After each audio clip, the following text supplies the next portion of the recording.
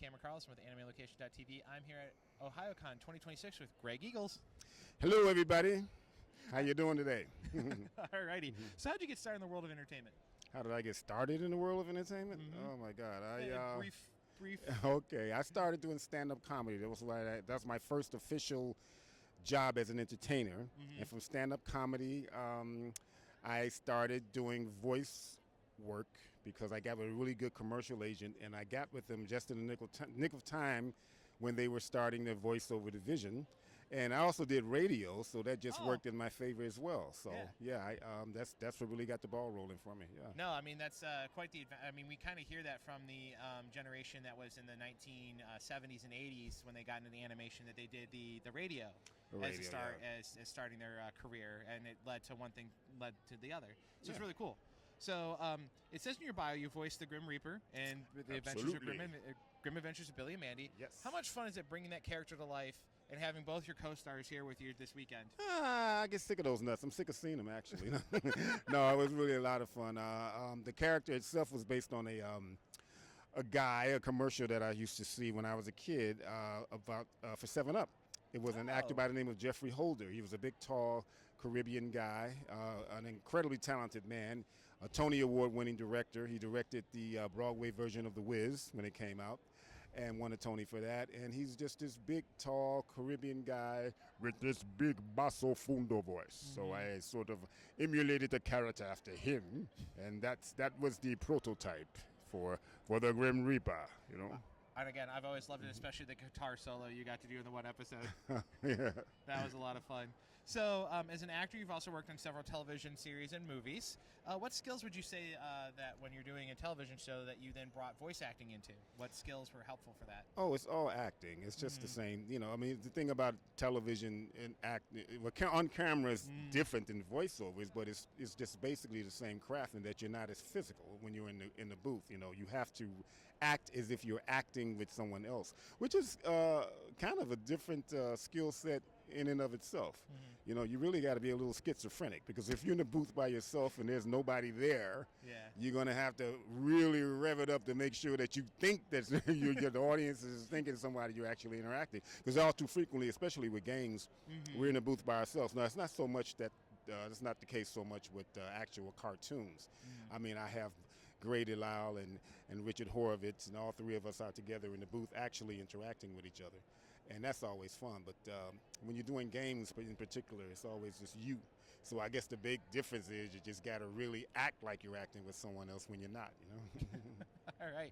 Now, as a live action actor, you started off on bit roles, working your way up to much longer roles and lasting roles, you know, recurring roles and stuff like that.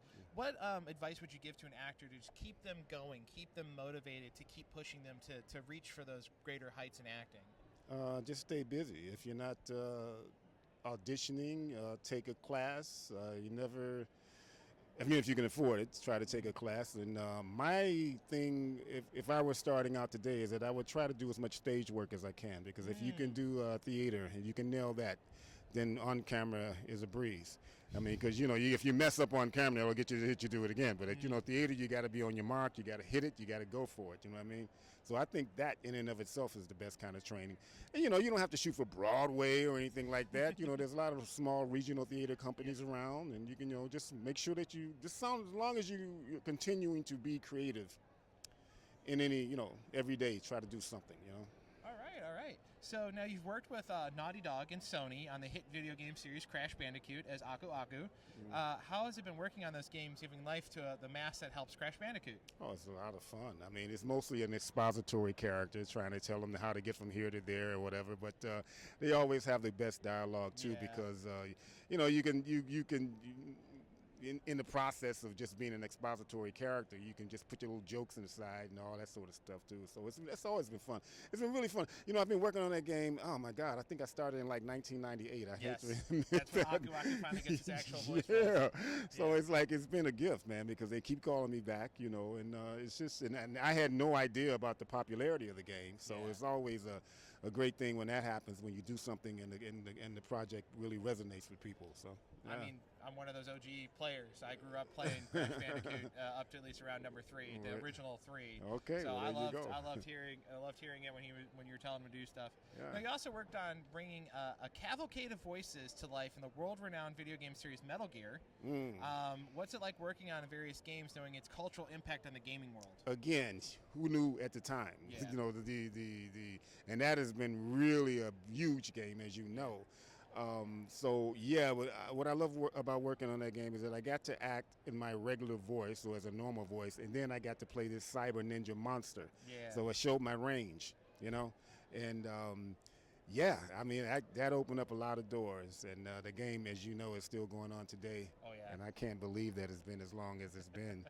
But I have very loyal fans from that, and I'm very, very, very appreciative. Yeah. I mean, again, they're just such iconic characters, roles, cultural impact. I mean, it's shaped the gaming world for the last 20 some odd plus years. Oh my God. Almost 30 now. Who when you knew? look back at it. Yeah. So it's really cool that we get to talk to somebody who's helped shape the gaming landscape so well. Yeah, lucked out, man. So you also get to lend your voice for a video game of Mortal Kombat series as Jax Briggs and Baraka, sorry. How did you keep the voice differences when we're in the recording booth? Did you have to learn how to fight in order to do some of the roles? Nah, it's just a bunch of it's basically a lot of reaction to everything. Yeah. No, it's easy. I mean, you know, you can modulate your voice.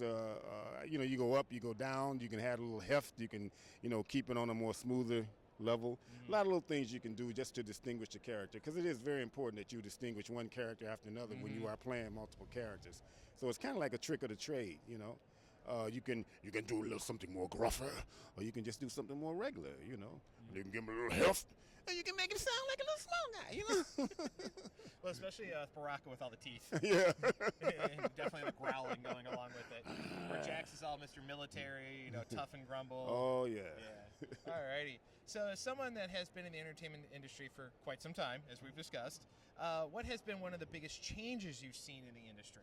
Well, the biggest change that I feel is impending is the whole AI situation. You know, that's going to impact it. It hasn't impacted it so severely as of yet, but who knows what's right around the corner. Now, we spoke about Crash Bandicoot earlier. Now, I've done like about maybe at least 10 games that can take it. So the last one, they didn't even want me in. They just wanted to use stuff that I had already done. Now, that's not quite AI yet, but it's like you can see it kind of heading in that direction. So, I mean, they paid me for what I had already done, but I'd much rather be behind the booth, you know, and getting paid more. Everybody loves hearing you as Aku Aku. I myself, I love hearing you. It's really good. Yeah. All right, so kind of wrapping things up, really quick, are there any upcoming projects you can talk about that you want fans to check out?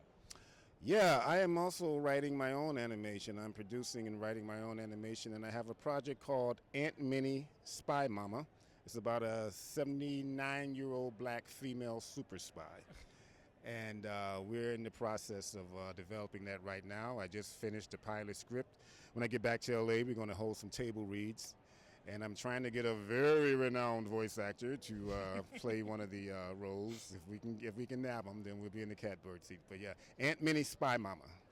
And where can fans potentially help fund the project if need be? And also, what would you love to say to the fans? Well, if you go on YouTube, just type in Aunt Minnie Spy Mama. You can see the opening credit animation. And so I would love to get some response from you guys. If you can just let me know what you think. Aunt Minnie Spy Mama, YouTube, just type in the search bar. And check it out. Let me know what you think. I'm pretty excited about it. I think we may have something going on there. And what would you like to say to all the wonderful fans that have been coming to you, talking with you, hanging out with you this weekend, or potentially would love to see you at another convention? Hey, just follow me on Instagram at Eagle Swag.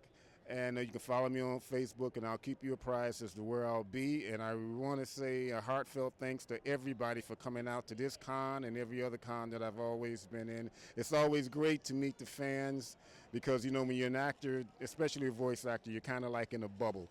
And you know you're working on stuff, but you just really don't know how much it's going to impact anybody. But all the fans have been very, very kind, and you know, just to tell me that I was an integral part of their childhood makes me feel old, but I'll take it. Thank you. All right, Greg, I love hanging out with you. Thank you so much for this afternoon. Thank you so much. Oh, thank you. Thanks for having me, man.